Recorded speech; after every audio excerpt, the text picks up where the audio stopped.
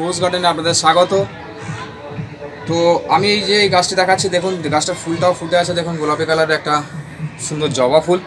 তো এই জবা ফুল গাছের এই শীতকালে বিশেষ করে যে রোগ পোকামাকড়গুলো হয়, অর্থাৎ গরমকালে যেগুলো হয় সেগুলো আপনারা জানেন হয়তো, ওই মিলিবাগ যেটা, সেটা আপনারা কীভাবে কী করতে হয় সেটা আমার ভিডিও দেওয়া আছে, দেখে নেবেন।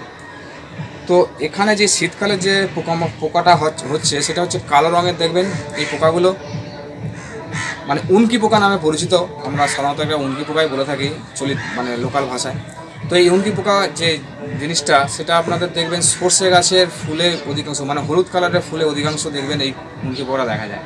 তো এই পোকারও প্রাদুর্ভাব এই শীতকালে প্রচুর পরিমাণে হয়ে থাকে, এবং এইগুলো আপনারা জবা গাছ বলে না, সব গাছই আসে, চন্দ্রমল্লিকায় আসে, জবা গাছ আসে। তো এই জবা গাছটার মধ্যে প্রচুর পরিমাণে এই পোকা চলে এসেছিলো, এবং সেই পোকাগুলো কেমন এসেছিলো সেটা আমি ভিডিওটা আপনাদের দেখাচ্ছি, আপনারা দেখে নিন।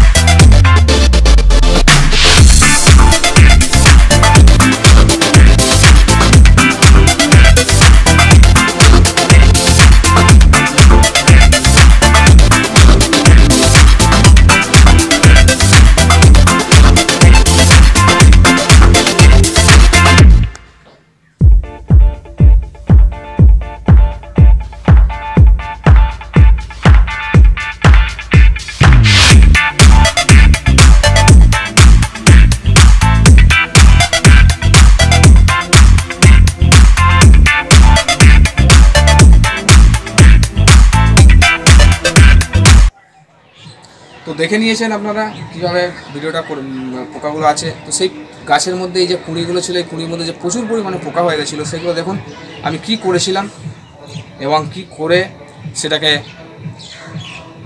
ভালো করেছি, সেটাও আপনারা ভিডিওটা দেখে নিন।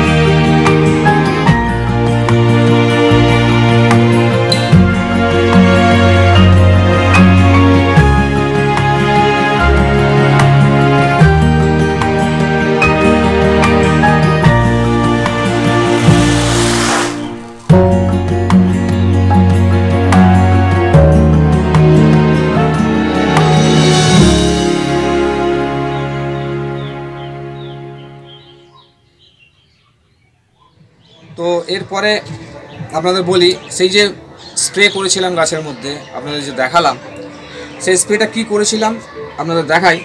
এই যে রোগর প্লাস আর ট্যাপগর, অর্থাৎ যে কোনো পোকামাকড়ের যদি তাড়ানোর বা সেটাকে মারার চেষ্টা করতে হয় তাহলে আপনারা যে কোনো এক রকম ধরনের পেস্টিসাইড ইউজ করবেন না।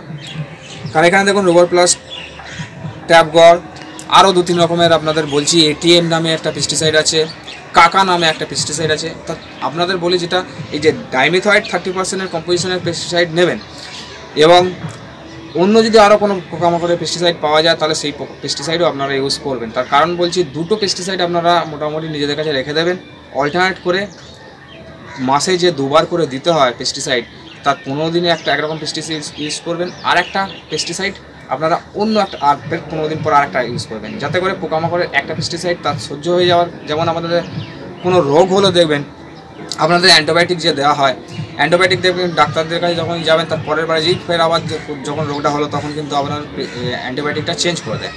সেই রকম রোগদেরও, পোকামাকড়দেরও সেই রকম সেই পেস্টিসাইডটা যাতে সহ্য না হয়ে যায় সেই জন্য দুরকম আপনারা পেস্টিসাইড ইউজ করবেন, তাতে করে আপনাদের গাছের সুস্থ থাকবে, ভালো থাকবে। তো এইভাবে আপনারা স্প্রে করবেন। দেখুন এই স্প্রে করার পরে আমার গাছের মধ্যে দেখুন এখনও কিন্তু পোকা আছে, পোকা নেই তা না, কিন্তু অনেক কমে গেছে।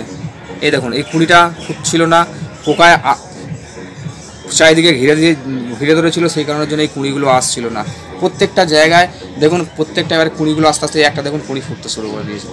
আপনাদের যে ভিডিওটা দেখিয়েছিলাম তাতে দেখুন প্রচুর পরিমাণে কুঁড়ি এসেছিলো, এবং প্রত্যেকটা কুঁড়ি এবং ডাল পাতার মধ্যে আপনাদের পোকা ছেয়ে গেছিলো, এবং সেগুলোকে আমরা পেস্টিসাইড দেওয়ার পরে দেখুন আপনারা যে আমি যে রোগর প্লাস ইউজ করেছিলাম, এরপরে আমি আবার ট্যাপগর ইউজ করব। আমার এই গত 3-4 দিন হলো, 3-4 দিন পরে আবার যে ফেরে আবার এই পেস্টিসাইডগুলো ইউজ করবো। এইভাবে ঘুরিয়ে ঘুরিয়ে আপনারা পেস্টিসাইডগুলো ইউজ করুন, তাহলে পোকামাকড় চলে যাবে। তো এই ছিল আমার ভিডিওর বিষয়বস্তু, এটাই আপনাদের দেখানোর যে রোগ পোকামাকড়ের জন্য পেস্টিসাইড কীভাবে ইউজ করতে হয়। তো দর্শক বন্ধুরা, যদি ভিডিওটি ভালো লেগে থাকে তাহলে আপনারা লাইক করুন, বন্ধুদের প্রচুর শেয়ার করুন। নতুন সাবস্ক্রাইবার হলে আমার যে আগের ভিডিওগুলো সেগুলো দেখার জন্য আপনারা সাবস্ক্রাইব করুন, আর নতুন নতুন ভিডিও পাওয়ার জন্য আপনাদের বলে রাখি আমার বেল আইকনে ক্লিক করে রাখবেন নোটিফিকেশান পাওয়ার জন্য। আর দর্শক বন্ধুরা, আপনারা সুস্থ থাকুন, ভালো থাকুন, নমস্কার।